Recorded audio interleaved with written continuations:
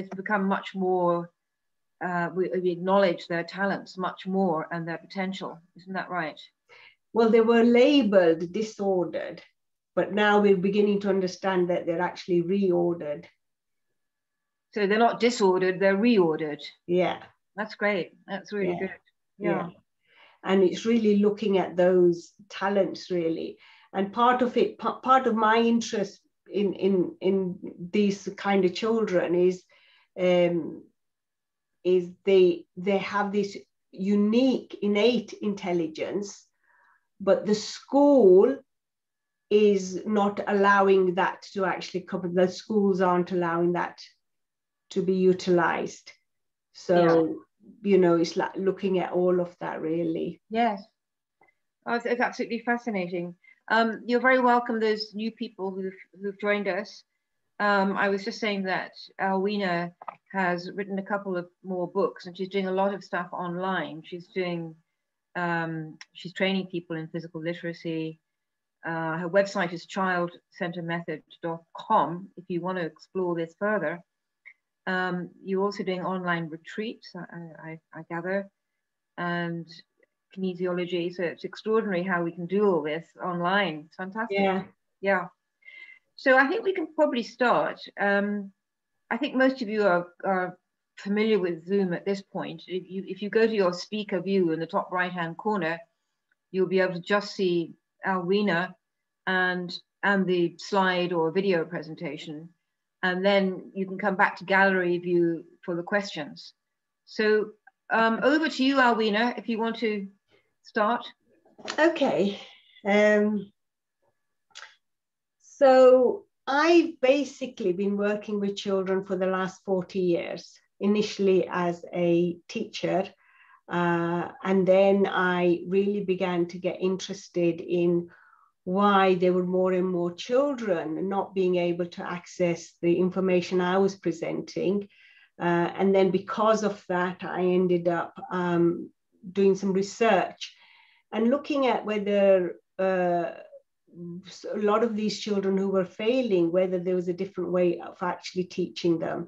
And that was what my research was about. And eventually, my research showed that you could improve children's physical literacy and auditory processing, and that would help them to be able to access the curriculum. And then once I'd done the research, I ended up coming out of the education system and running my own center, because now I had a different knowledge, so I couldn't keep doing what the system was asking me to do. And what I was seeing was that the system was failing the children, that actually the children were developing in a different way, and the system was static, and the children needed something different. So then I started running my child center method and working with children, and then that kind of grew. And now just currently I just train people to work with children, and in a way where I'm saying, look, here's a computer system, and there's something that just needs a bit of updating. And what is it that needs to be updated? Where is this virus that is not allowing the system to actually access the information? So that's kind of, and that system seems to be physical literacy. So towards the end, I'll talk a little bit more about that.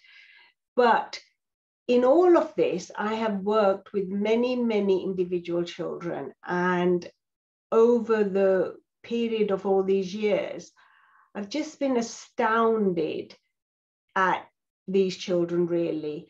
And in particular, when they were coming to me as one-to-one, and the parents were bringing them for all sorts of issues, I was sometimes finding that actually they weren't, as I said, I was talking earlier, they're not disordered, they're just reordered. They have, they have a different form of consciousness. They're highly intuitive and aware, and this is causing them a problem. So today's sharing is about looking at these children. How do we best support and nurture them? Why is physical literacy so important for them, and what kind of education they need? So just in a very quick nutshell, basically, what I found that these children have an expanded awareness, they have inherent gifts, they have a sense of a higher purpose and a wisdom and unconditional love and compassion. And they know that there is a greater whole. And they have a remembrance. They seem to be able to remember. They haven't forgotten everything. And they have a fluid intelligence, which is very different from crystallized intelligence. Crystallized intelligence is something that we can teach. So schools can teach them that, but fluid intelligence is different. And they're abstract thinkers rather than concrete thinkers. And you can't really say that they think outside the box, because actually they have no box. And that's what makes them really unique. A lot of them have a very high sense of self-esteem, very intuitive, very creative, but they're also, on the other hand, very restless and irritable and hypersensitive. And so this restlessness and all of this can mimic some of the labels that they've been given. And some of the labels that they keep giving are given are ADHD, ADD, dyslexia, dyspraxia, bipolar, and all of these. And what I have found over the last 5 years is that more and more of these children are being labeled with bipolar at around age 9, 10. And some of the children are actually suffering from depression. So there's a lot going on for these children. But basically, they kind of think outside of the box. So to kind of help them, we actually need to start thinking outside of the box. And having been in education, I know that the whole schooling system was actually based on boxes, like a factory system, that everybody goes through this system and everybody comes out at the end. And there's like 20% that don't make it, quality control, but it doesn't really matter.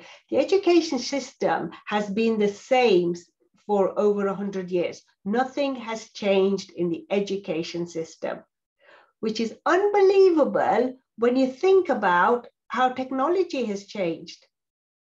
But the way children are taught has not changed at all. It's just not forward moving.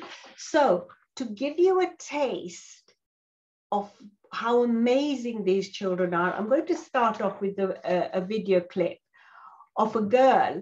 And I sent this clip to a friend of mine, and she came back and she said, you know what? She deserves a Nobel Peace Prize. So let's just have a look at this clip, and this will give you a sense of what these children are like. So I'm just going to share the screen and get the sound on as well. And here we go.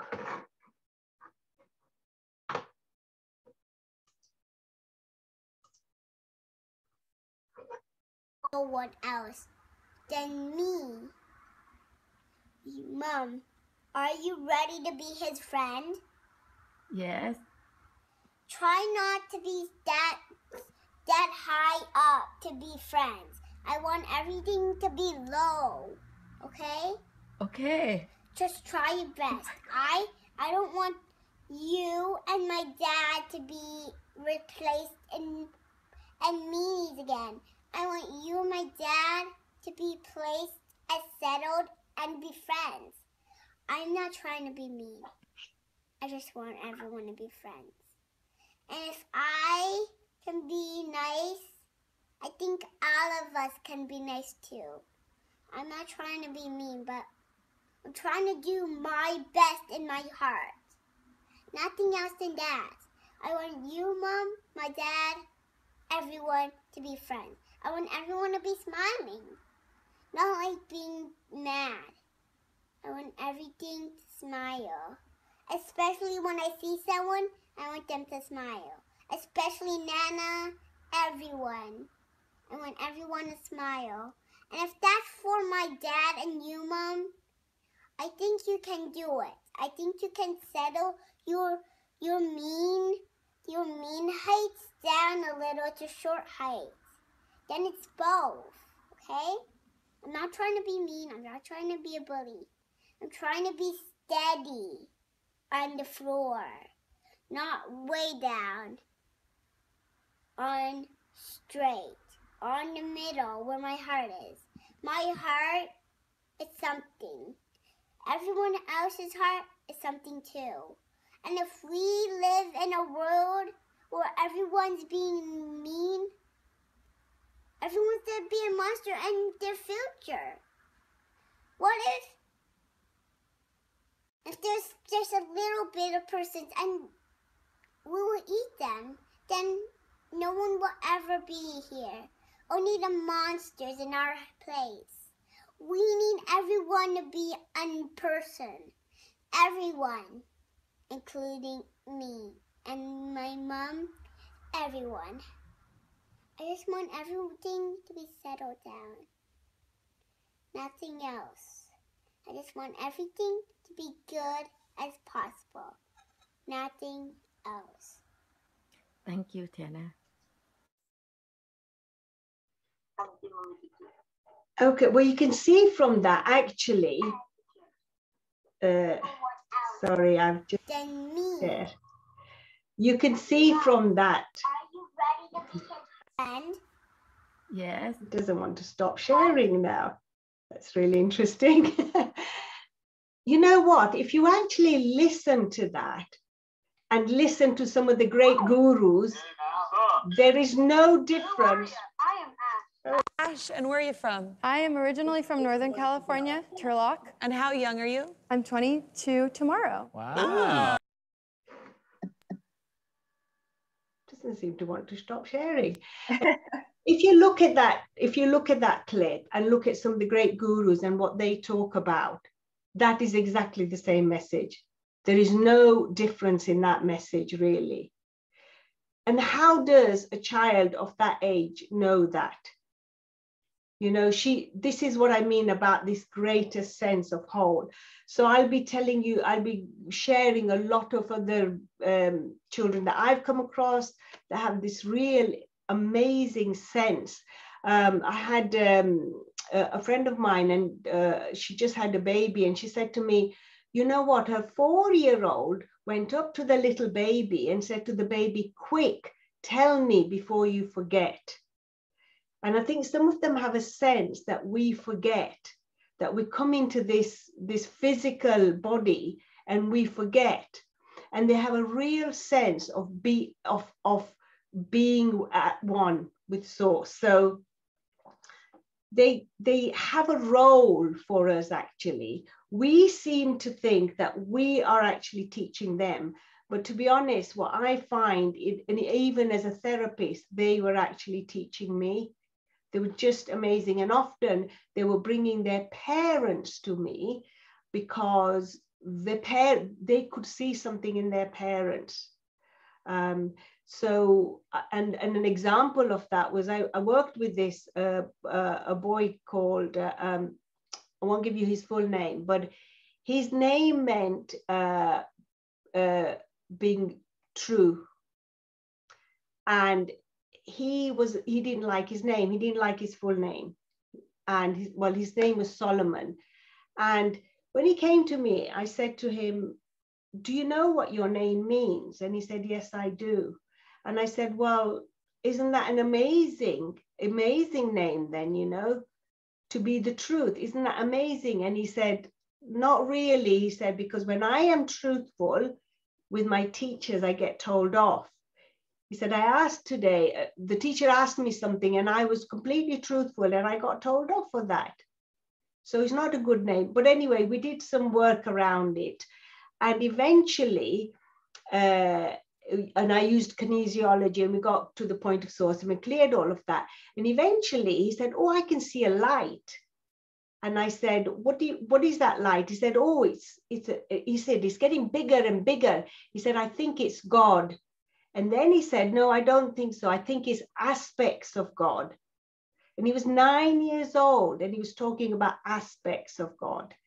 And I said, well, what do you think he's telling you? And he said, well, I think he's saying Solomon's a good name. So we did that. And often the thing about these children are they're highly in tune and intuitive. So sometimes they go into school and they really do pick up all the feelings. And often when I was working with these children, if they said a teacher didn't like me, that was the truth. I couldn't say to them, no, that can't. They could feel that. So they that tuned in. So I did a little bit more with him. And I said, are you afraid of anything? And he said, yes, I am.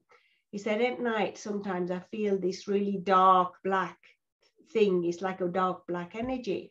And I said, now that you're a speaker of truth and you know the truth is the most powerful thing out there, do you want to have a look at what this is so that we can help you? So he said, okay. So we said, okay, try to remember what it looked like. So he was looking, he was, imagining it. And then he said, but it's starting to change. And then he said, it's changed into my dad. Now, it wasn't that his dad was dark. He was just feeling some of the darkness in his father.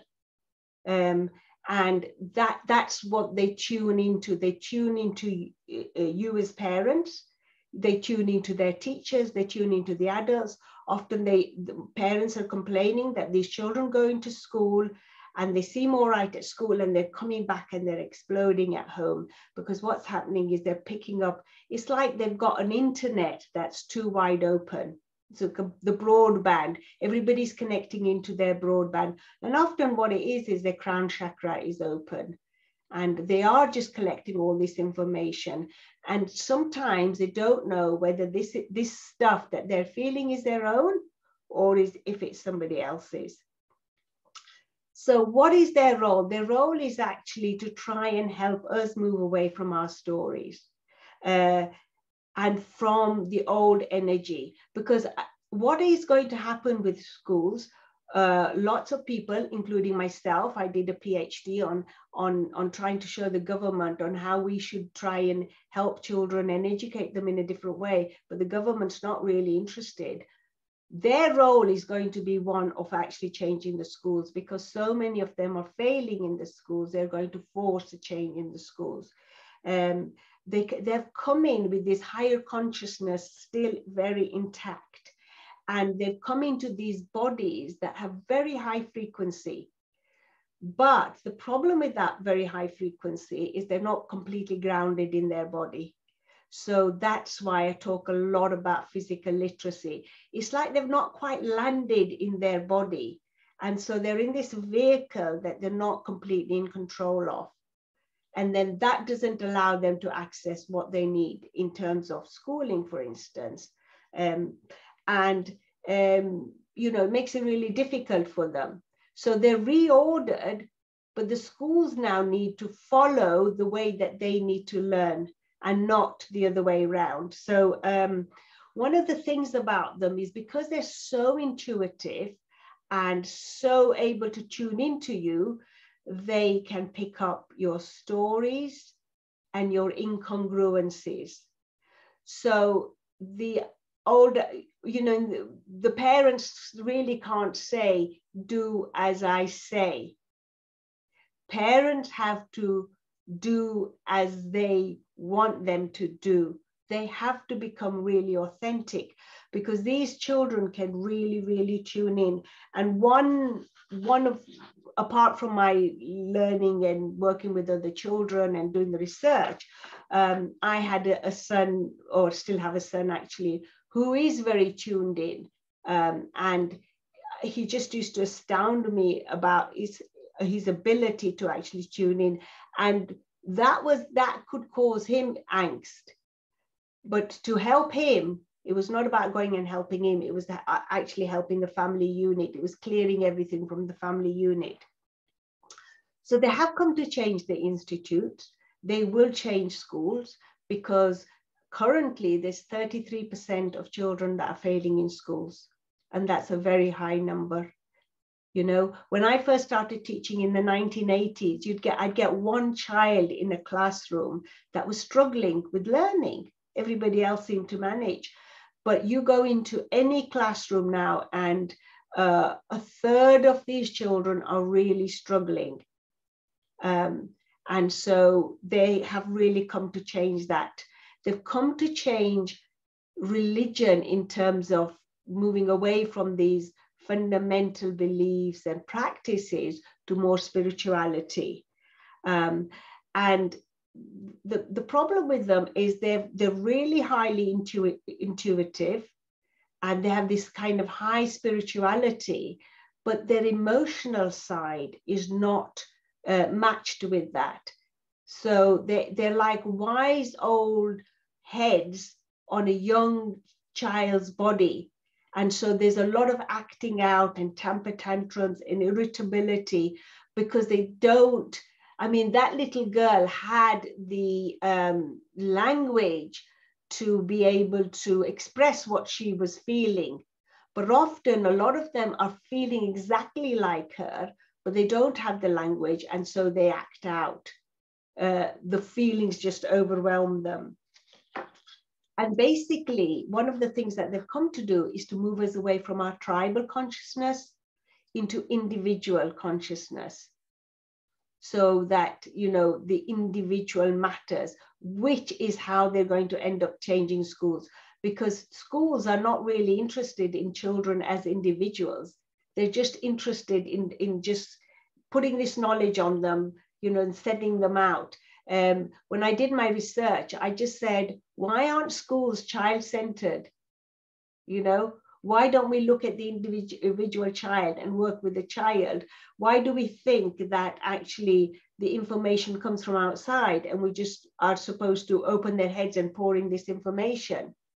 But we're not looking at the children. As a teacher, when I was training, the last thing we were ever, well, not even the last thing, we didn't even go there.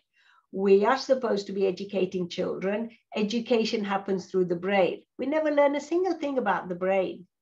Nothing. You know, when I came out of education for a little while, I worked as a lecturer training teachers, because there was a certain way I thought that, you know, teachers should be starting to look at these children in a different way. So instead of going in and training individual schools, I started working as a lecturer, and saying to them, like, why don't you look at the capabilities of the child rather than what they can't do? You know, so a lot of teaching now is what can't they do? So there's a lot more dyslexic children, and that is because dyslexia is labeled in a way that is not really understandable. But really what's happening is that these children are right-brained. And what I mean by the right brain is that these dyslexic children are come in and see the overall picture. And they find it really difficult in getting details. Now, schools only teach to the left brain. So, for example, when they're teaching something, it's like they teach them brick by brick by brick by brick. Whereas a dyslexic child will need to know what is the overall bricks going to do eventually. So if they know that they're building a house with these bricks, they can actually work with it. But schools only work brick by brick by brick by brick, give them a little bit of information and build it up as a whole. I have 3 boys, and the older 2 had worked in a very right brain way. They needed to know what were they building before they started building it. But the youngest one was left brain. It didn't matter to him if he was presented everything bit by bit by bit, but he could work out what was going to be built. And they labeled the older 2 as disruptive and the younger one as gifted. And actually, in terms of intelligence, They were all equally intelligent, but the younger one could access the information. Now, dyslexic children are very right-brained, and also they have poor physical literacy. If you know of a dyslexic child, just ask them to stand on one leg and balance, and you will find that they'll have very poor balance. And there are places actually that actually help children with dyslexia who have poor balance, sort out balance, that this helps them to access the reading. It helps them with reading, sorting out their balance helps them with reading. I used to be able to go into a class, ask a whole class to stand on one leg and let's see how good you're at balancing. And I could group them into groups and say, these are going to be the good readers, these are not going to be the very good readers, and these are struggling at the moment. Because the ability to balance, that's physical literacy, has an effect on how they can access the ability to read. So when astronauts go off into space, they get something called space dyslexia. That's because they lose their sense of gravity. So they lose their sense of balance. And when they come back, they have to be taught how to rebalance. And this so-called space dyslexia goes away. So I've worked with lots and lots of children sorting out physical literacy, and that helps them to access some of the curriculum then. I'm not saying every single dyslexic child is not truly dyslexic, but I'm saying there's a lot of children that have poor physical literacy that are labeled as being dyslexic. So these children are actually coming in very right-brained, abstract thinkers. Their DNA is actually different. They're encoded in a different way. They're empaths. They're able to pick up feelings.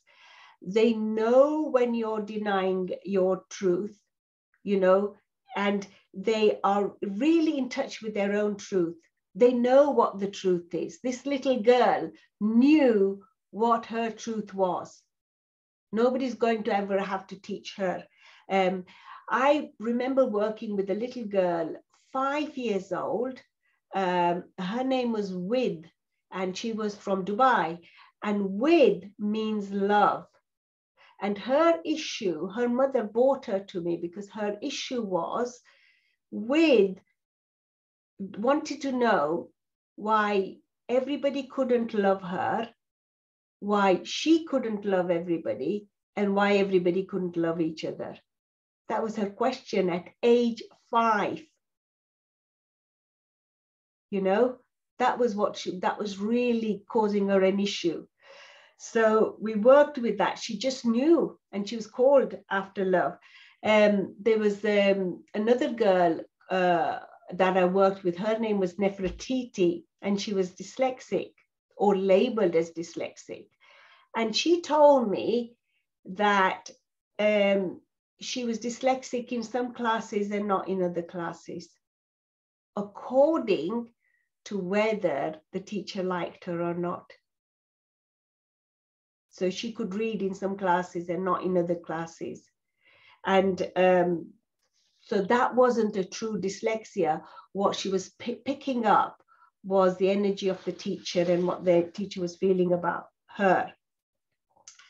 So these right-brain children, even their prefrontal lobes are developed in a certain way.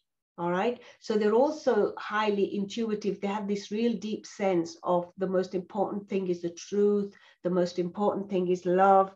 And they can be gifted. They are gifted in some areas. So you might find that they might not be very, very brilliant readers, but they'll be really, really gifted in something else. It's almost like they're channeling it. Not that they have ever been taught, but they're actually channeling it. And I'm going to show you in a minute a clip of a girl, a Mexican girl. She's blind. She does not speak that good English, but she can sing.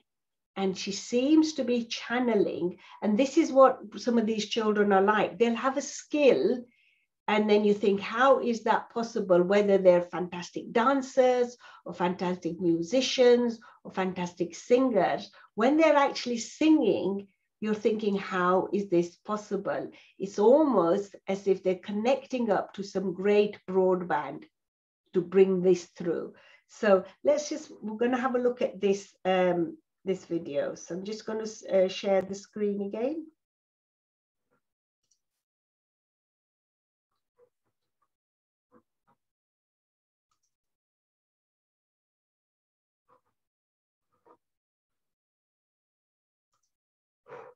All right.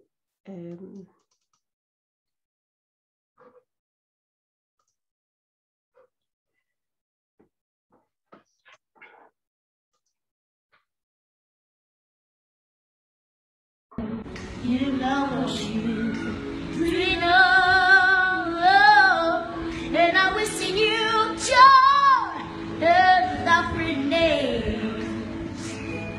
But above all this, I see you love.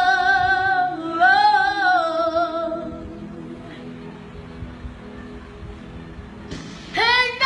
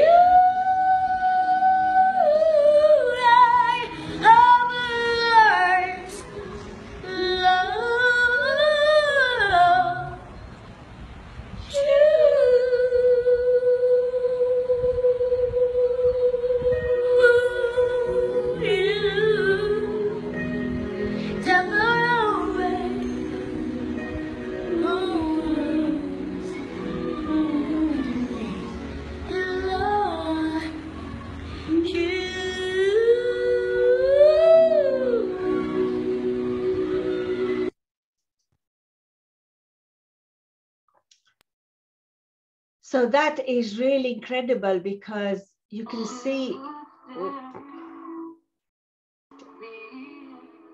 sorry.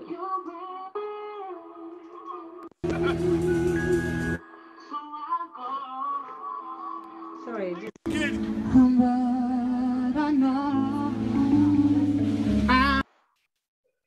Okay. I think I have to switch that off before I stop the share. So they seem to be able to channel stuff. And if you have a look at some of the talent shows of young children nowadays, you will see that they will have they're incredibly talented. I know that, you know, there was a time where you'd get one or two odd children that were incredibly talented. But if you have a look at the number of children, whether they're singing, whether they're able to do something, whether they're able to dance, it's just amazing. So because they're so intuitive, they're also very hypersensitive. So they're very hypersensitive to sounds, to smell, to touch, to fluorescent lighting, and medications and food. And sometimes they're really the skin is so hypersensitive, they're hypersensitive to actually clothes. So now there are actually children that find it difficult to wear clothes. And there is actually a name which I've completely forgotten. It's a new phenomena that there are some children that are too sensitive to wear clothes. The problem with all of this sensitivity is like they're tuned into everything. And within the family environment, then they have to be managed in a very specific way. And I am going to go on to talk about that. but the first thing that you can't do with these children is to be like an authoritarian parent. So they do need rules. In some ways, they actually need extra rules because they know so much, but their emotions don't match with their knowledge. So they still need really firm discipline. But the problem is they're so intelligent, they can wind their parents around their little finger. So there's a constant battle. You feel as if you're constantly battling with them. They have this real sense of, they really have a high self-esteem often, and this sense of a higher reality or a greater order. And the one thing that they really like is being authentic. And they want things to be just, you know, they're really into justice, what is right and what is fair. And they're very much into their own personal freedom, which is difficult when they're a child because they're always trying to get their personal freedom, but obviously they need some discipline as well.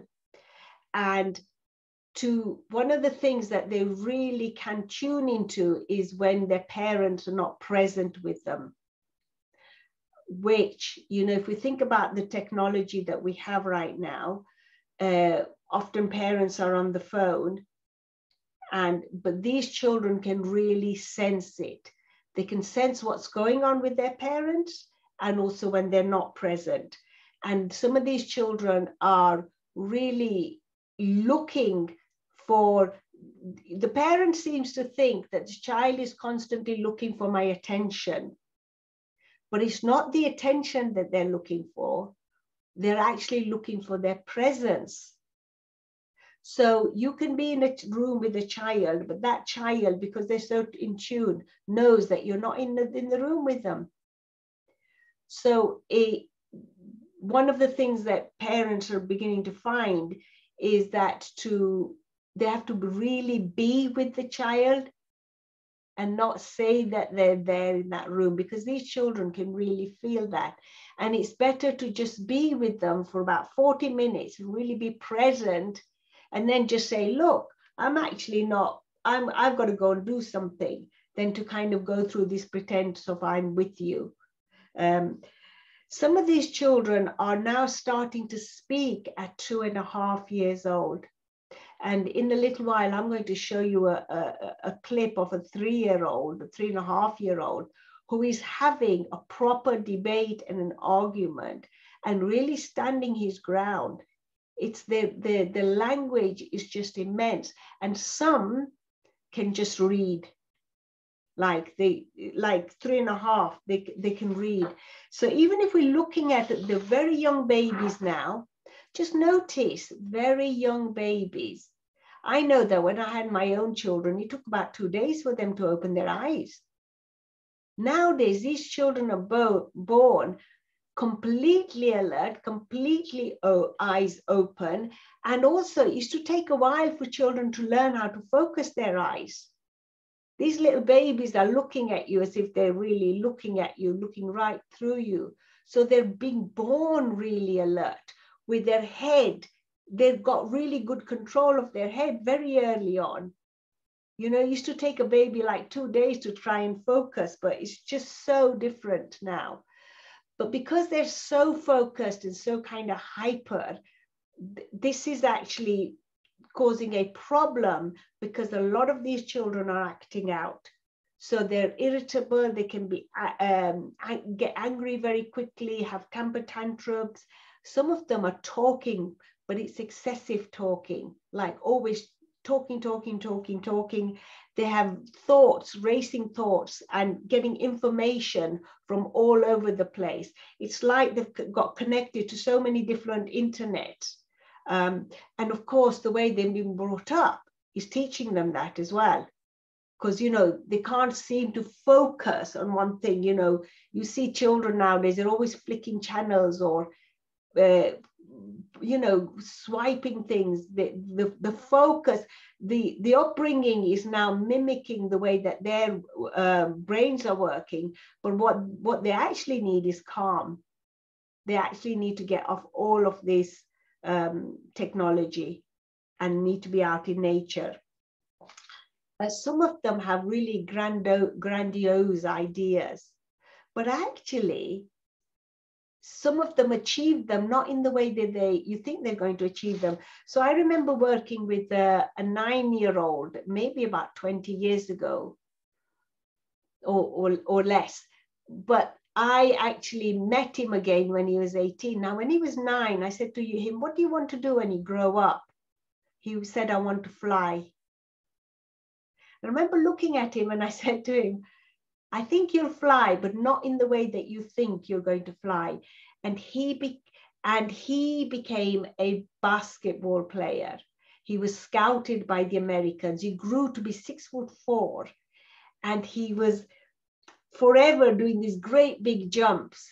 And I ended up going to his birthday party at 21. And I said, you're flying now, aren't you? And he said, yeah. He said, that's what I'm doing. I'm flying. Now, he was dyslexic, and he had a great fear of heights. So his balance was really, really poor. But some of these can overcome their fear. So his balance was really, really poor. Now, if you've got really, really poor balance, you're not going to start climbing up anywhere high, because you already know that on the ground, you're not that steady. But at age 13, he started doing highboard diving.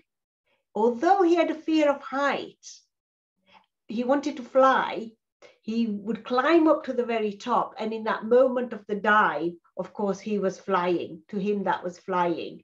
So they can be really, really courageous as well. Whatever their fear is, they can overcome it, or they can go completely the other way.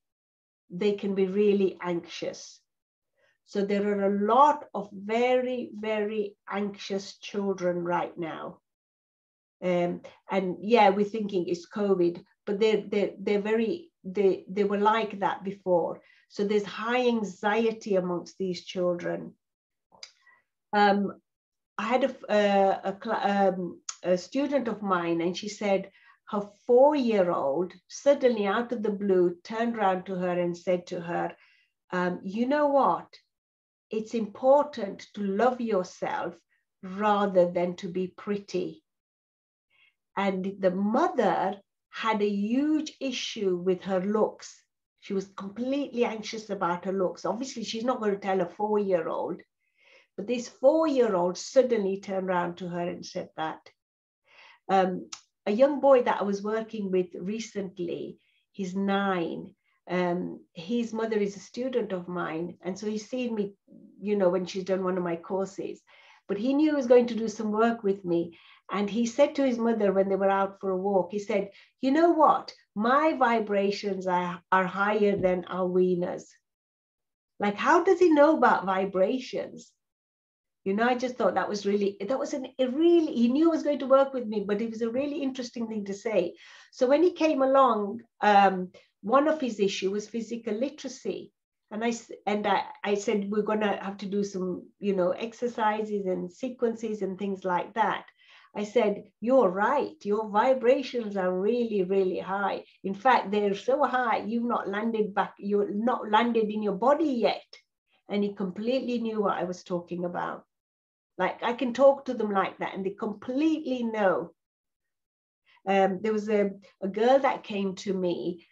She would have been about 10. And the mother had brought her to me because she was afraid of dying. I mean, that's really tough, isn't it? Age 10, and she's already afraid of dying. Anyway, she came along and I did some work with her. And then I told her, because when I was 21, I had a near-death experience. So I said to her, you know what I found out? I said, when I was 21 and you know what? You can talk to them about anything. Nothing blows their mind. So I said, when I was 21, I had a car accident, and then I was nearly going to die. But you know what I found out? I said, I found out you have choice when it's time to go, that you don't go unless you choose to go. And I was really interested in her question. Her question was, she said, yes, but why did you come back? it was like she knew it was better on the other side. She said, why did you come back? And I knew the question she was asking me. She completely stumped me. So I said to her, oh, it was to help girls like you. I didn't know what to say to her, but she was like, she already knew that was a better place to be anyway, heaven. You know, this was the so-called hell. So some of these children come with the oddest kind of thing, and you think, well, but it's really upsetting them.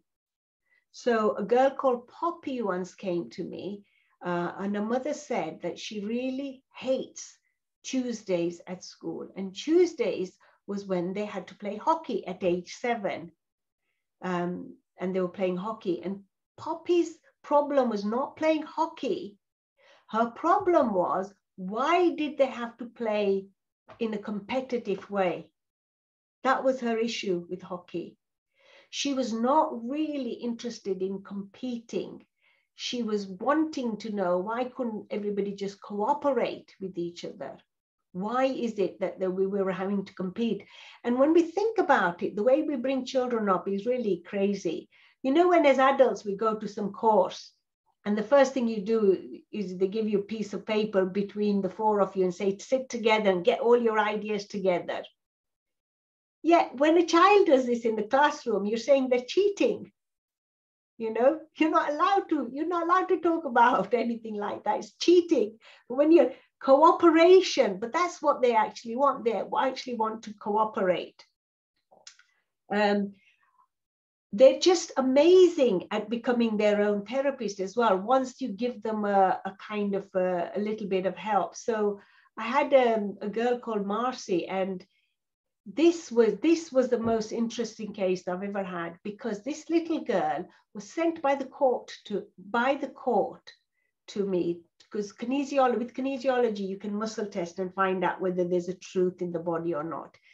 And apparently this girl was claiming that she had been abused, and the court didn't believe her. Yet the court took her away from the mother and the stepfather. And she was convinced that she was abused. When I worked with her, you know, she was just an amazing girl. She said she had a fear of heights.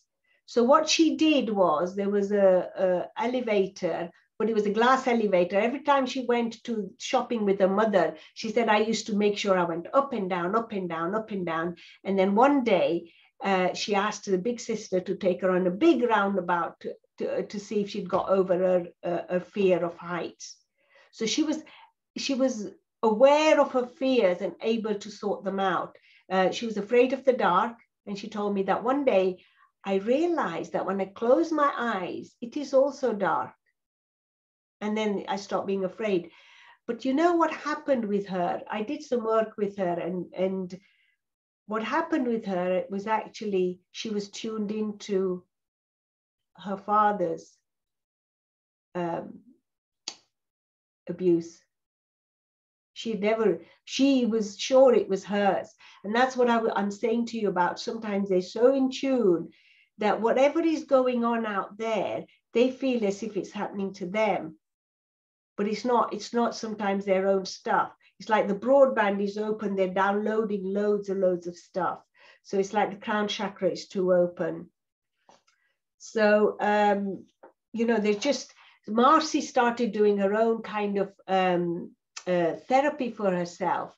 And, you know, she was able to solve her own problems. When I was working with her one time, it was like she could tune into me and do her own work. It was just amazing. So with these children, they have this new type of intelligence, and we really need to tap into that intelligence. And to tap into that, schools have to change. So they have this high innate intelligence. It's not crystallized intelligence. It's not intelligence that can be taught. It's a different form of intelligence. And it's the intelligence of creativity. Do you know that when a child goes into school and you give them a paper clip, they would find hundreds and hundreds of different uses for a paper clip. But this is a scientific experiment, as we get older, the number of things that we think we can do with the paper clip diminishes and diminishes and diminishes to about 13. So schools actually break down our creativity, not expand our creativity. But these children are really, really creative, and they need to start expanding their creativity. Otherwise, they're just not able to access the information as the school is giving them. Now, they have a very strong code of ethics, of behavior. They really, really have this. They are really into no judgment, you know. They really understand love. They know what love is, you know, and how you should behave. They are really into, away from, actually, we think that they're into things, you know, buying things and stuff. They're actually not. What they really want is this sense of really being authentic, and that there's a greater order. And but what happens with them, with all of these, you know, the different things that are going on for them, and they're not understanding themselves. Schools aren't understanding them. Parents are actually, you know, finding them hard to discipline. That a lot of these children are beginning to get labeled, and they get labeled with all of these different labels. And as I said before, they really are reordered, not disordered. And they have a brain that's functioning in a very, very different way. And the greatest of our leaders actually had the same kind of brain. So Lincoln and Churchill and Kennedy and Gandhi and Luther King and Einstein and Newton and Tesla had this very different type of brain, out of the box. You know, some of these actually were really failing in school. So they have a very different brain, and what they need is a different type of education and a different type of discipline as well. So firstly, it's not authoritarian discipline they need mentors, they need role models. So parents have to start walking their talk. It's no good just telling them. They don't need bosses. And what happens is, unless a parent starts working on their inner stuff, remember, these children are just tuning into everybody. So why wouldn't they tune into their parents? And they are tuning into their parents. So often when these children come to me, I really, really have to work with the parent. So very recently, 3 weeks ago, when the schools reopened here, I had a girl who was 9 years old who was really, really worried about going to school.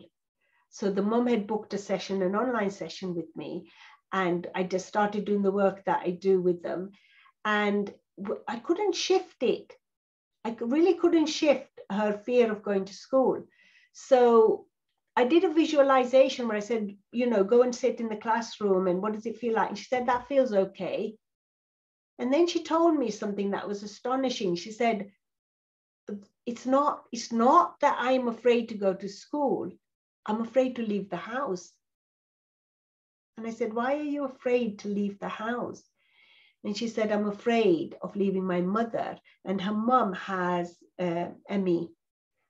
So she said, I think my mother might fall over and hurt herself. So we did this little session, and the mother was astonished, because she thought it was the school that was created. And in fact, what we found out was, as the girl got away from the house, she got easier and easier and easier. She was so tuned in to her mother's anxiety. And so what did I have to do? I just start working with mum. And mum said, oh, I didn't actually. So mum is concerned about the girl going to school, but the girl is the mother, anxious about the mother. So she's tuned in, and she's like doing the mother role. So we had to work with that and cutting the cords of that. So we need to start thinking about not trying to fix them. There are so many parents getting so many labels for these children and trying to fix them, but it's not about fixing them, it's about enabling them.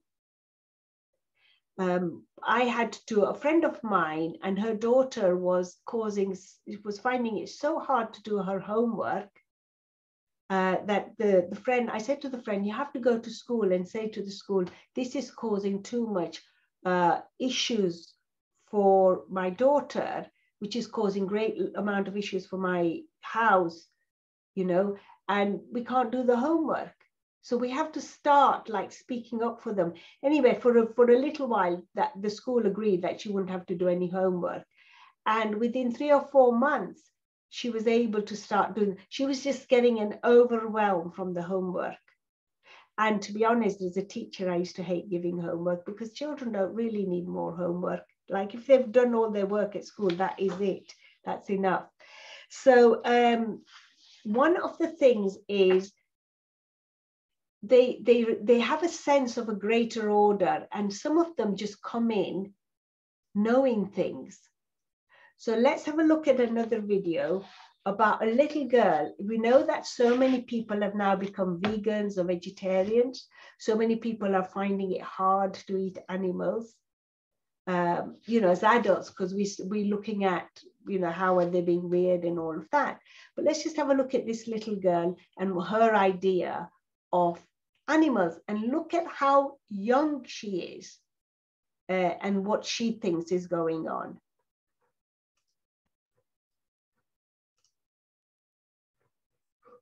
Okay.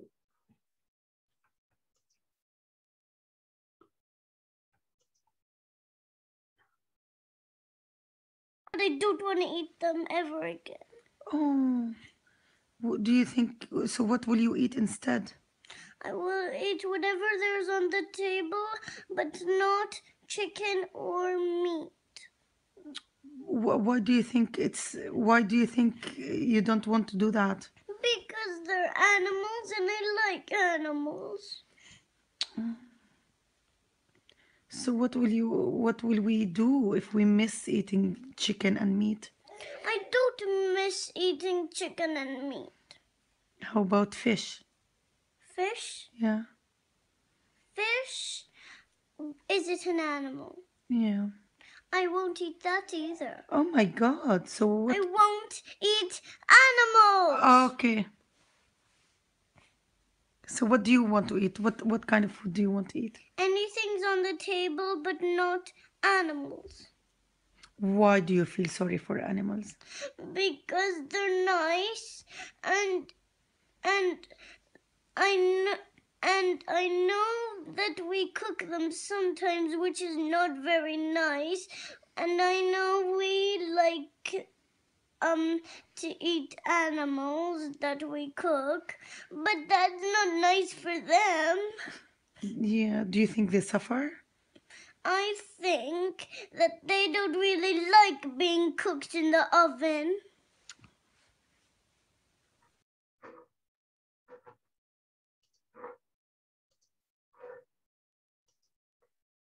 So there are a lot of children actually who are refusing, they're just vegetarian right from the start. So parents, it's not something that the parents have told them. They just have a sense that this is not the thing to actually do. And she's very, very young to have been influenced by outsiders.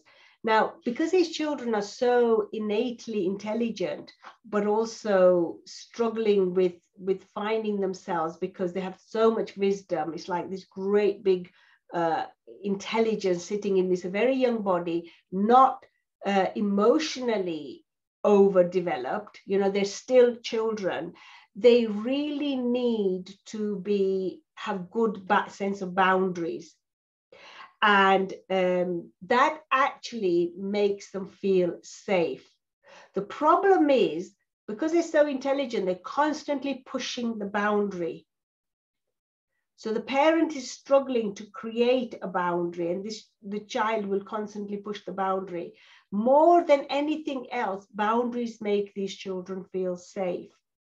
Because if they can overrun their parent, if they can control their parent, and their parent is supposed to be their carer, that actually doesn't make them feel safe. They want their parent to be stronger than them. And for you as an adult or a parent, to create good boundaries for them, you need to have good boundaries for yourself. So it's like a circle thing. Those parents that have poor boundaries have these children, and they find it harder to give them boundaries as well. But that actually makes them feel really, really safe within these boundaries. But they will constantly push the boundaries, and they will constantly test the boundaries. So you can't just give them a set of rules. You almost have to agree the set of rules together. And then that gives them a feeling of, I've got some power over these rules.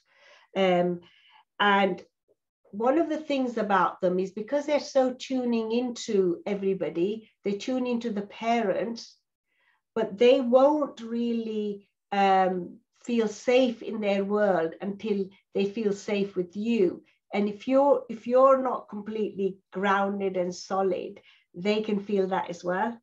So it's like you have to keep working on yourself and feeling really grounded and solid. So they are a real challenge. But you can actually be really, really authentic with these children, and they get it. Recently, I was working with this boy who's really, really clever, but really lazy. And nobody's ever challenged him about that. He just won't push himself.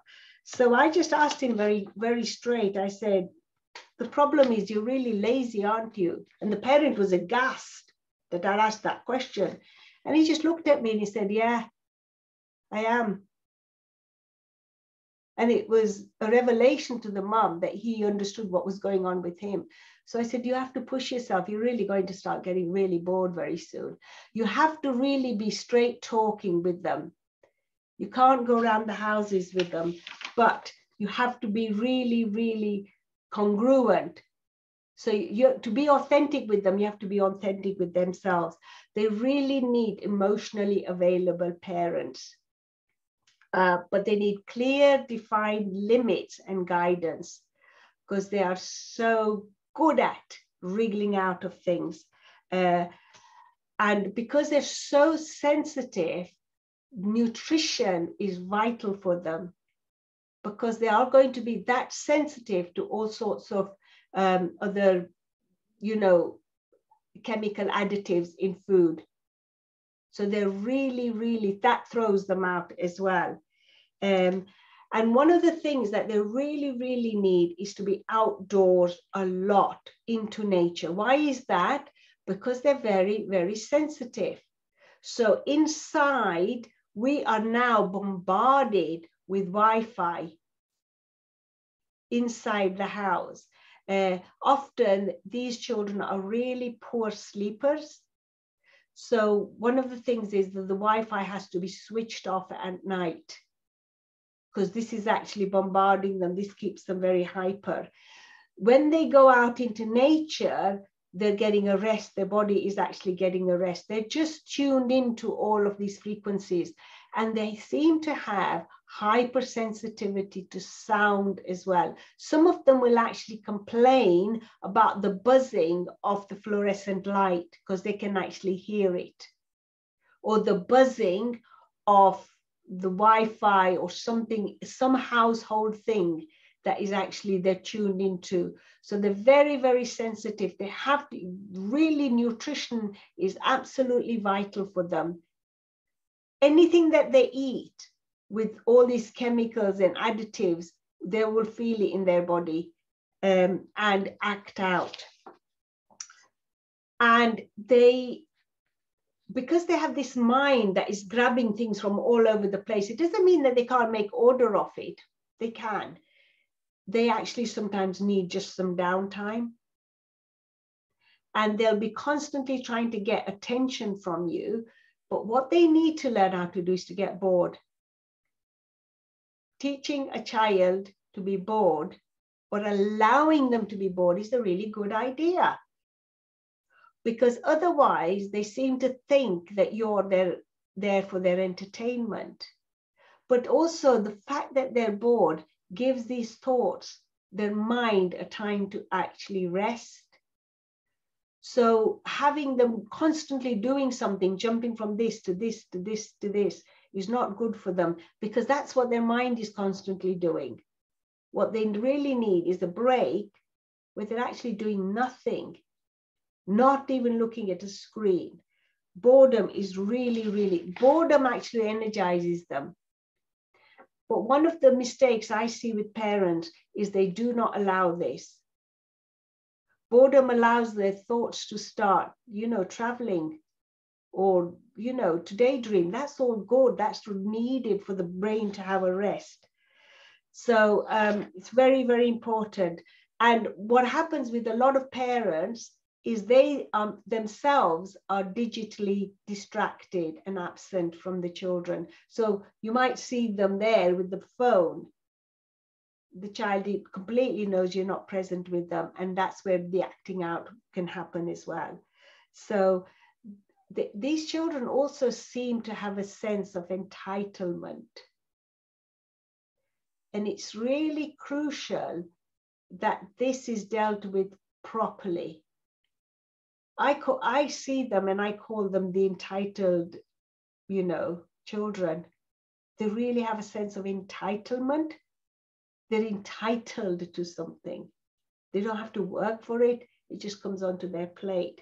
But this entitlement has to be changed into responsibility and consequences.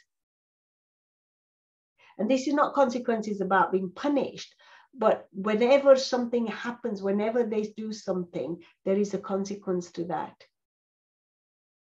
And it's the younger generation.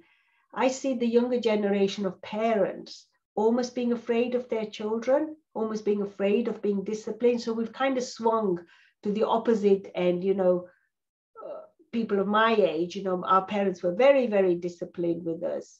But now it's gone the other way, and this doesn't make the child feel safe as well, because they feel that the parent has no control of them. And they also need to have some kind of space. So yes, they need you to be authentic with them and present with them, but they also need some kind of space from you as well. So it's getting this balance right, between space and constantly being there as well. I think one of the problems that children have now is that they're continually doing. They always seem to be doing. And they think that if they're sitting there doing nothing, that they should be doing. And this is really, really important, is saying doing nothing is something, is important. Kind of really, really vital. So let's just have a look at another video of a very young child. When I say they tune into their parents, this is a very young child having an argument with his mother about something. But I want you to notice his body language.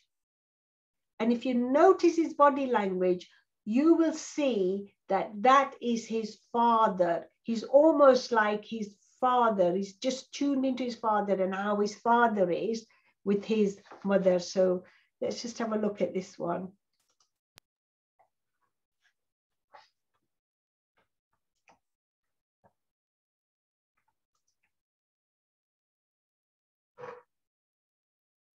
Here's a video that he doesn't call her mom, he calls her Linda, and he is arguing about cupcakes. Listen to me. Like I do this all the time, and if I go out at the house or the door, Matthew has his toys, and then Matthew has all his toys. Okay, but I have to yell at you guys. Okay, Linda, listen, Linda. Listen. Okay, what? Like everything they do at this house, you can't trust everything at Grandma's house. Okay. Okay, then what? Then you're not listening to me. Because you're not listening to me. You're not listening. I said no cupcakes, and you try to get cupcakes and you try to ask Grandma. Linda, Didn't you? Linda, lick it, lick it. He's your little pop-ups, but he doesn't listen. But Linda, honey, look at this. Right now, we can't do anything if we can't get everything out of the wall. I'm done arguing with you. Linda, I'm done arguing with you.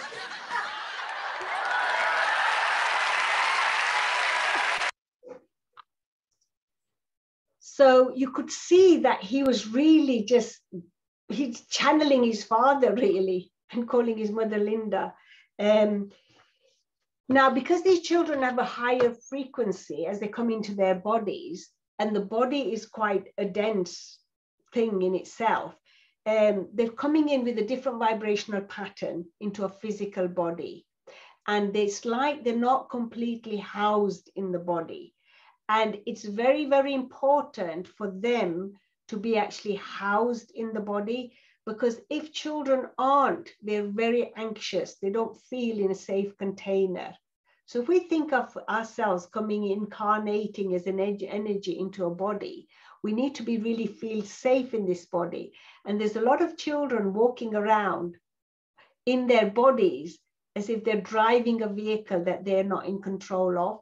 And part of that is what I call this physical literacy, because a physical literacy underpins literacy. So what is physical literacy? Physical literacy is the ability to use the body as and when and how you want to use it, all right? Because this is how children learn. Children learn through their body. But what's happened is there is a lack of development because of the way that children are actually being brought up, because of the fact that a lot of children aren't being put on their fronts to sleep, and this causes a developmental issue because it causes some primitive reflexes not to be integrated, so they're asked to sleep on their back.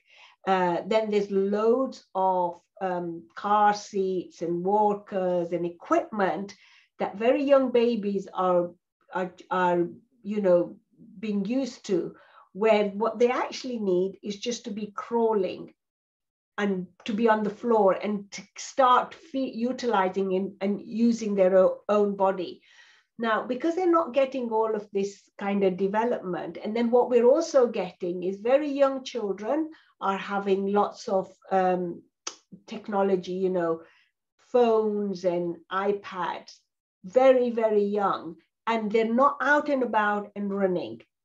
And one of the things is that we're kind of put into this body, and how we get control of this body is by utilizing it and using it. And it takes us all of at least 7 years of constant moving and constant running around to gain control of our body. But these young children aren't having that 7 years. Some of it, they're sitting around a lot in equipment.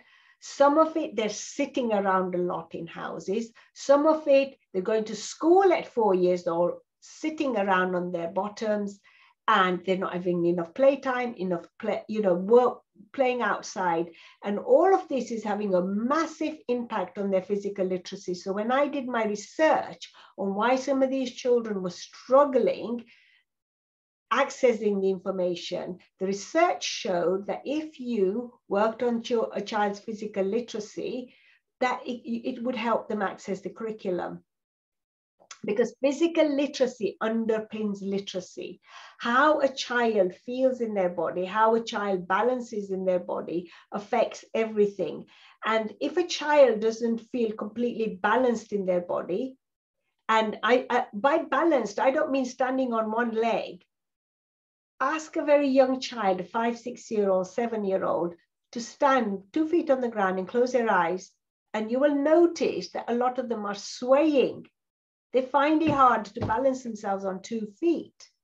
Now, if they're not balanced in their own body, if they are not housed in their own body and can't utilize their body as they want, what happens is that they have low self-esteem and low self-confidence. Because guess what? this tool, which is their body, they have no control of. And the physical is the first medium of expression and is the condition of a human being. It's the first language. Your physical literacy is your first language. And it gives, physical literacy gives a person a sense of presence and is therefore a reference point from all that potential that can be developed. And if this physical literacy is not developed, and this has been proven in not just my research, but loads of other research, it impacts all literacy. But forget about the literacy, it impacts their sense of confidence and self-esteem. A lot of children who are anxious are because they're not in complete control of their body. So it's really interesting because if you're standing up and you're not feeling completely in control of that, your own balance, that can affect your confidence. So my second husband had a stroke on the part of the brain of the cerebellum, and it affected his balance. He was a really confident man, but the minute it affected his balance, so when he was standing up, he was feeling out of balance. What was most interesting for me was that he completely lost his confidence. And so here I was now in this scenario where I was able to help him sort out his balance, because that's what I do with children. I thought, well, I've got to do it with him. When he got his sense of balance back, he also got his confidence back. So it was an interesting thing to see in an adult, but it's really, really important for children. Because if a child has poor balance, it has an effect on the way that the head sits on the body. It has an effect on the way the eyes are working in the body. So it's like a moving camera. And so this causes issues for all sorts of things, including reading. So physical literacy is a mastery and awareness of the self, and it allows each individual to be able to express themselves so as they want, to be able to fully express themselves. And one of the reasons that physical literacy is messed up is because primitive reflexes aren't integrated.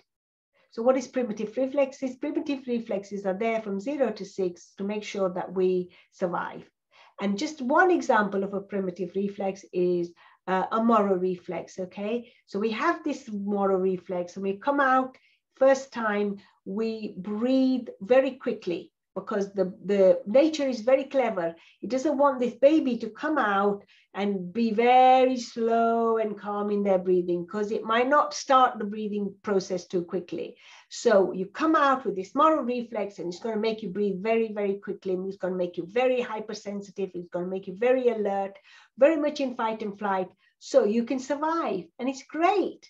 But this usually gets integrated, and if it's not integrated, it has a knock-on effect on all sorts of other reflexes. So if these reflexes aren't integrated, there's a massive impact on physical literacy. And one of the things that doctors have been telling parents for the last couple of years, 10, 12 years, no, actually more than that, because I have a 33-year-old and we were allowed to put him to sleep on the front. But I have a 28-year-old who I was told to put on the back to sleep. Now, putting the child on the back is starting to mess up with these primitive reflexes. So then it messes up with their physical literacy. That's why there's so many children with primitive reflexes that aren't integrated, and physical literacy that's kind of messed up. But it's really, really important for them. And so how do we actually make sure these children are physically literate? We make sure they're allowed to move around a lot. They're on this, anything where they're going on a swing, where they're being swung that way, or where they're going round and round, helps balance. So you'll find a child will be labeled as ADD, ADHD, always moving, always moving, always moving. But the problem is that the highest form of stillness is balance. So a child is always moving actually is trying to sort out their balance. But what happens at age 4? They go to school and they're told to stop moving, sit still and listen. And this is again hindering their physical literacy. It really takes 0 to 7 for our physical literacy to really, be integrated. But children at age 4 are asked to sit for very long periods of time. So it keeps them very, very stuck. And they're not able to access the education that they're given. On top of that, what kind of education do they need? They do not need what's currently being given to them. They need different forms of education, Montessori, the forest schools, all of these, because normal schools, 80% of the school curriculum is geared towards verbal learners. It's through sound, but nobody ever checks the auditory processing of a child. But here is the thing, 80% of new consciousness children are visual learners. So they're already completely at, a disadvantage, because the way the information is presented to them is not in the correct way. Also, their mind is busy picking up loads of facts connected to all these different internets. What they need are very calm environments, not loads of stimulation. They actually need really calm environments. But in every single school, you have fluorescent lighting. Fluorescent lighting is very detrimental to all of these children because it's too bright for them. So they're finding it hard to focus. Not only that, because they're so sensitive, they can actually hear the lighting. So it's actually throwing them off. So they need actually to be in a calm atmosphere. But if they go out a lot, they can manage with short times in this fluorescent lighting. But if they're in with it all the time, that's really difficult. They need to have direct experiences of learning. So, that they're doing, that's how they actually learn. So when I did the research, obviously I looked at all of this and I said to the government, what you need to remember is that you need to start with the child, not the other way around. And I remember lecturing one time to teachers and saying to them, just because you've taught a really good lesson, it doesn't mean that the child has learned anything. There is a difference. Delivering a good lesson is not the same as a child learning. And I remember another time I was training these teachers, and I said, what you really need to do with these children is find out what are their strengths and start utilizing their strengths instead of making them feel as if they can't do all the time. So a lot of these children, and particularly these so-called labeled children that are dyslexic, find spelling really difficult.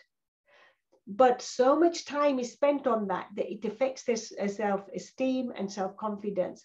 And I'm talking to the teachers about this and saying, like, really, really important that you build on the strengths of these children. And one of the teachers, one of the student teachers said, oh, you've got a spelling mistake on your PowerPoint. And I said to her, I'm dyslexic. The whole point of it. I am dyslexic. I can't spell that well. I've got PhD. But so we really need to start looking at these children and just moving away from the education system and seeing what can they do and how can we actually do it. And they really need a clutter-free environment. So as parents, I don't mean just a clutter-free home environment in terms of the physical clutter. I mean clutter-free of your own stories and your emotions. Anything that needs to be worked on internally, they are tuned into you. So if you want to help your children, you need to be clutter-free yourself, because they're tuned into all your stories. And they need a minimize of toxins that is in their foods, electromagnetic stress, and on their skin. On their skin. So most people's, do start looking at foods and all of that. But a lot of parents don't look at what's going on in the skin. I did some research where I was looking at nutrition, and I found a product, because I couldn't give children pills to eat in the classroom, but I could put the product on their palms of their hands. I had permission from the parents. They rubbed their hands, and it went directly into the bloodstream. Parents often think about feeding their children right and then just giving toxins on the skin, but these are very, very sensitive skin. Sensitive children with sensitive skin. So my final video is the first one. The first video actually set a message of what very young children know is the importance of them coming here. And the final video that you're going to look at will show their capabilities, but also the message they have come to give us. And the message is they are asking us to start healing ourselves and to start healing the world.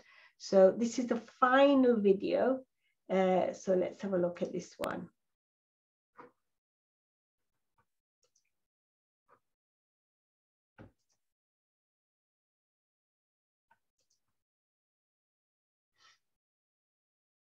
I would like you to become wealthy through property, just like I have. How do you do that then?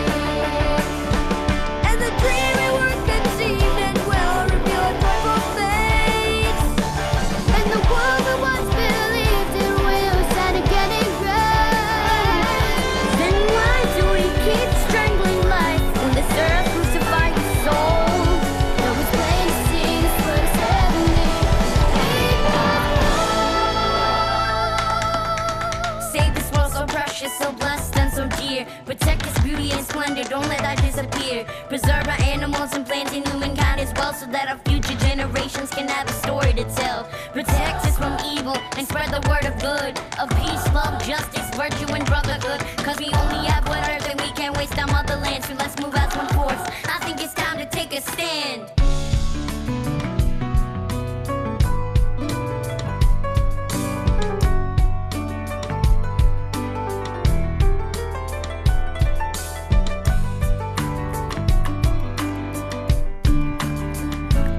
We could fly so high and let our spirits never die. In my heart, I feel you are all my brothers. Create a world with no fear. Together we'll cry happy tears. Watch a nation turn their swords into plowshares.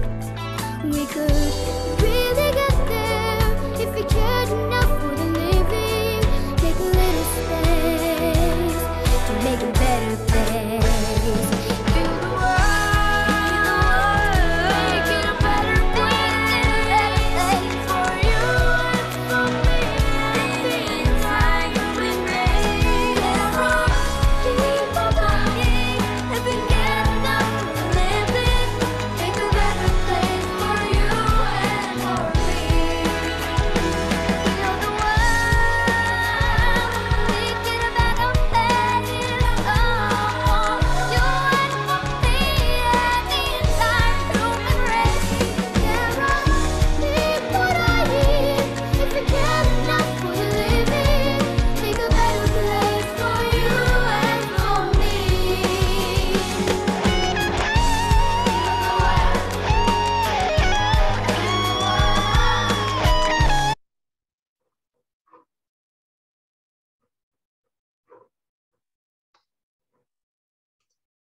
So I think you get the message from that. When I did my research, I wanted to change the school system, but I really believe these children will change it themselves. Alweena, I think we could perhaps see if anybody's got any questions at this stage. But I was curious because we used to call these children with high intelligence and sensitivity, we used to call them child prodigies. And it seemed to be a very, very rare thing, a child prodigy. But what you're saying is that there's a wave of these new consciousness children. Yeah, honestly, watch some of these singing programs or talent shows or dance shows, or they're just so many of them. There's so many of the children. I come across them all the time. You know, these are all right, these are on the TV or whatever, but just normal day-to-day children. And is this because there are a lot more opportunities for them now, do you think? Or no, you think that definitely well, of course, we don't want to label the labels of Asperger's, etc., can be quite detrimental. But do you think there are many more cases of that than they might not actually be Asperger's. They couldn't be just normal children. So I know lots of normal children. They do have a higher consciousness. Last year, I ended up going for a walk with somebody who works researching DNA, and I said to her, "Is DNA actually changing? You know, are you finding a difference?" And she said, "Yes, it is actually evolving." So if you think about it, why shouldn't we keep evolving?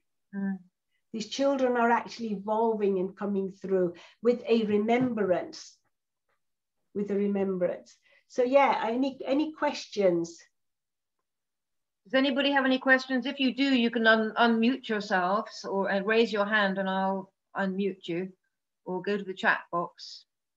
I know we've got a small group here now, so and Alweena has covered a lot of information. Yeah, Gabriella, do you want to unmute yourself? Hello.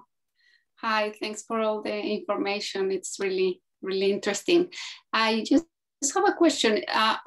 Many of these things sounded a lot like a highly sensitive children. Could they be part of children, or are they all highly sensitive? Sorry, what did you say before that? That all of these, all that you explained sounded a lot like highly sensitive children. And that's a term coined by Awan, who is a psychologist, an American psychologist. So are all of these children you're talking about, are they highly sensitive? They are highly sensitive, but it's like the sixth sense has developed. You know, we have six senses. So Maria Montessori, for instance, talked about the stereognostic sense.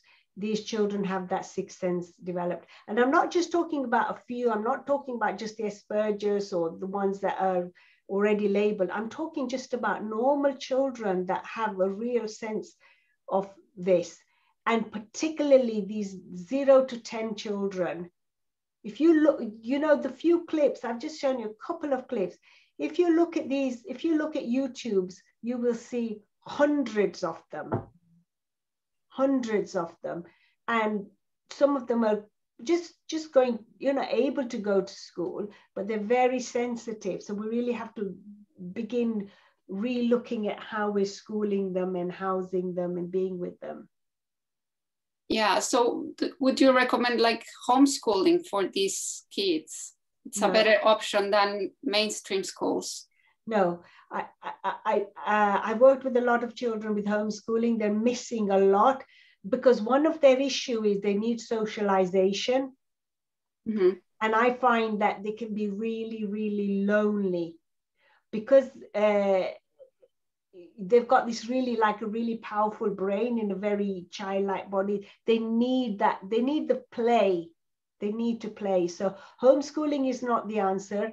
There are a lot of schools that are beginning to shift and recognize this. I mean, normal state schools are beginning to realize that one of the things they really, really need is outdoor time, play time, physical time.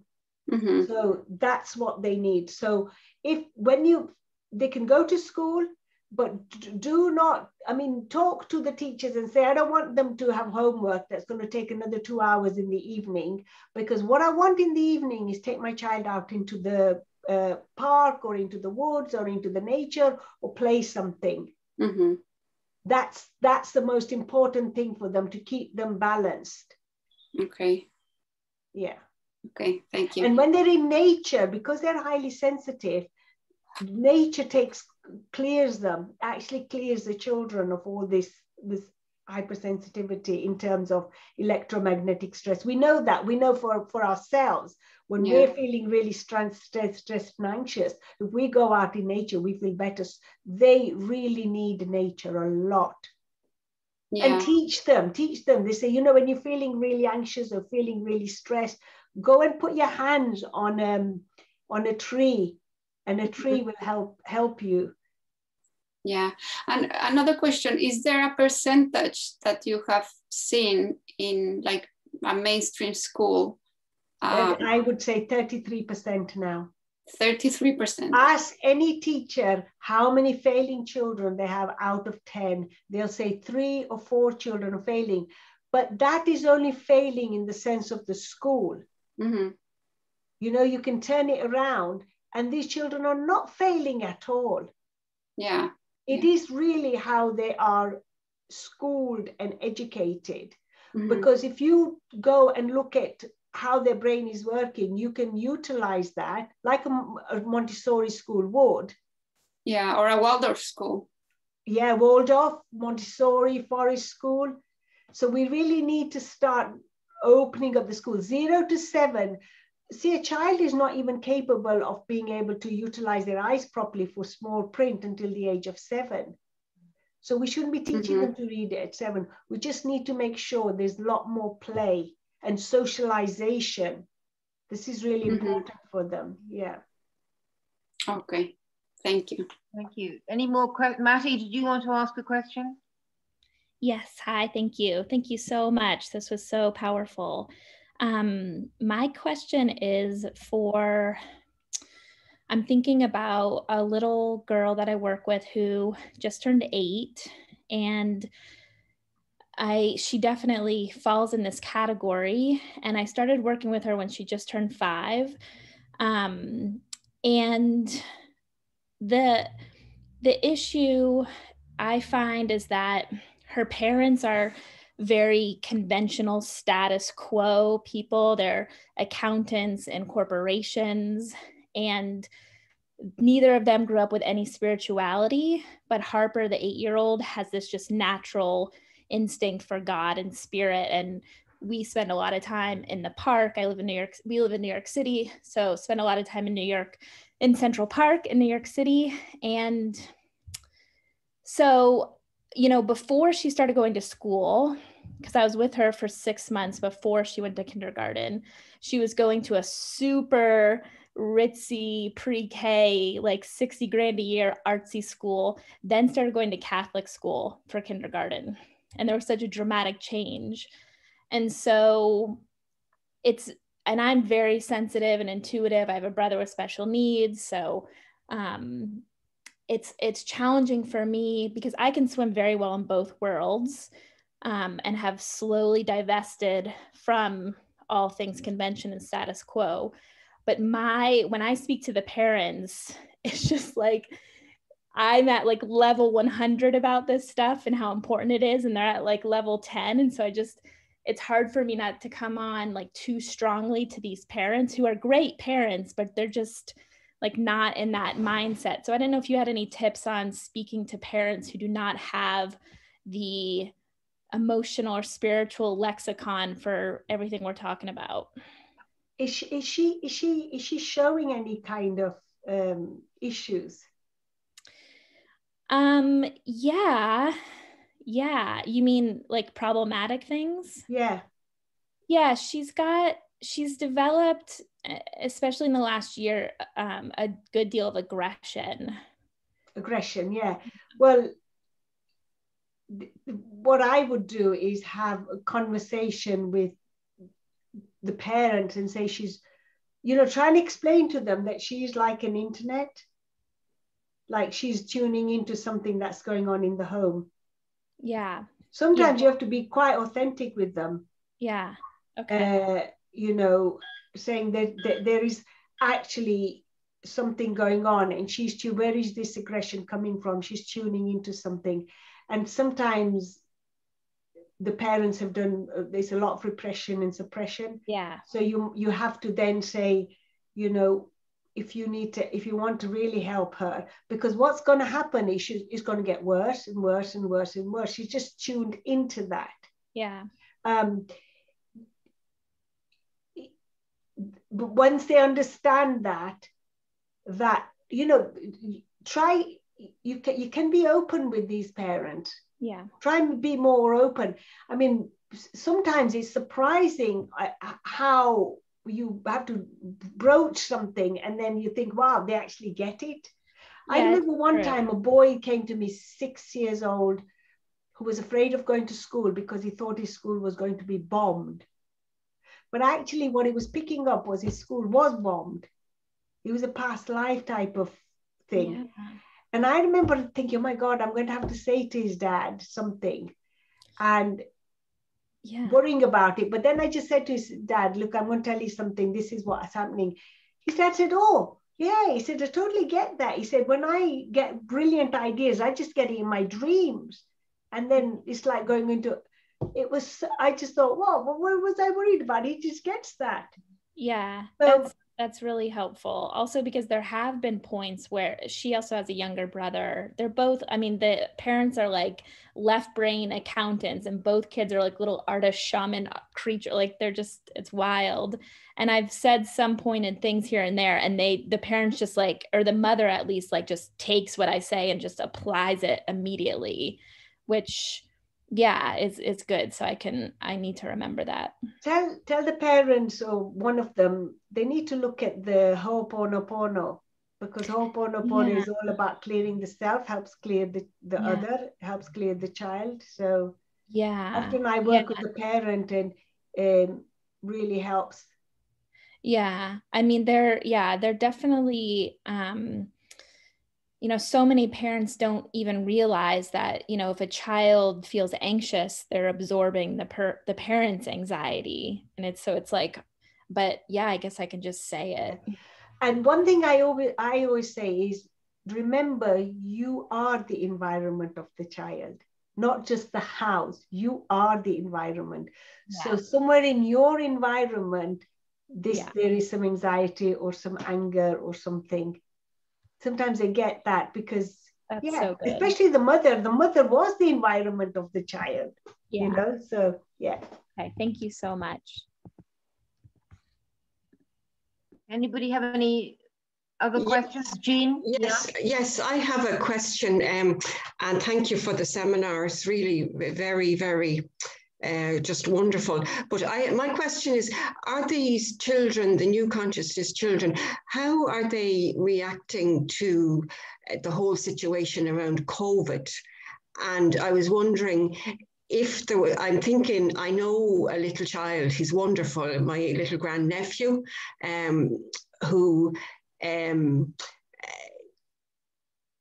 he's really quite amazing in some of the things he says, but I think he's quite, at times around COVID, he wrote a little poem around it.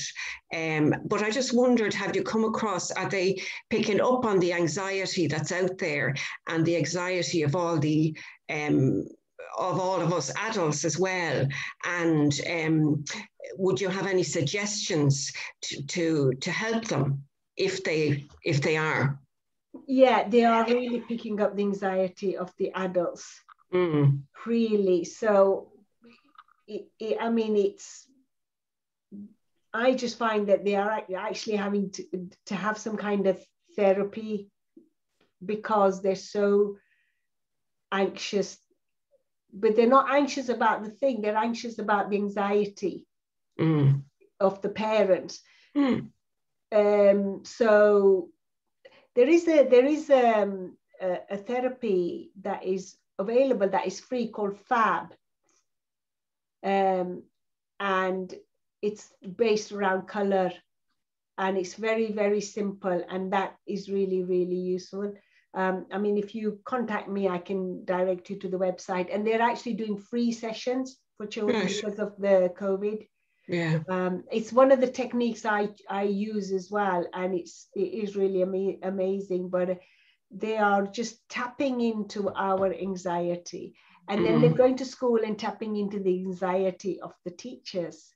That's right. It was just, and they had been out of school and then went back, and it was just something his mother said around, because he's really good at school. He really likes normally, but it was just I think it was 2 weeks ago when they went back. There was just something. It obviously, you know, he was picking up on it, I thought. Yeah, if you contact me personally, I'll give you the name, and also it's a very simple technique that is really, really amazing. So that girl I was talking about who was afraid of going to school, I just did this was really simple technique. It literally took 5-10 minutes, and that really helped tremendously. Okay. It's a form of just closing themselves down a little to the great broadband, you know, like the hotspot. I'm just keeping my hotspot to myself. Yeah. Okay, thank you. Does anybody else have any more questions? I was wondering, Alweena, you talk about balance and exercises. Do you actually do a particular regime of exercises? Do you show them? Well, I have a website called Simple Physical Literacy. And you can download a home program or school program, and all during COVID, most of during COVID, that program was free. We've just stopped that now. People are out and about, but there are simple sequences that you can do to get your body in being able to sequence and start controlling your body, because concrete sequencing of the body is then going on to help abstract sequencing. So if you can't sequence your body concretely, then you're not going to have a problem with abstract. So if you think about all maths is abstract sequencing. So yeah, so if you look at the simple physical literacy website, but there's loads of things on there as well. And on YouTube, there's you know, I can actually, if I can let you have one of them to pass on to people to do. So yeah, if you email me one, I can send the information out with the recording link. Yeah, and then there's, people can copy that, Okay, well, if there's no more questions, we could close this here. I'll be sending out the recording of this workshop tomorrow, and I will send that information out too. So, Alweena, thank you very much. I think that was very comprehensive and very enjoyable. Thank you. Thank you all very much. Thank you. Thank you. Thank you. Thank you so much. Thank you. Thank you. Thank you.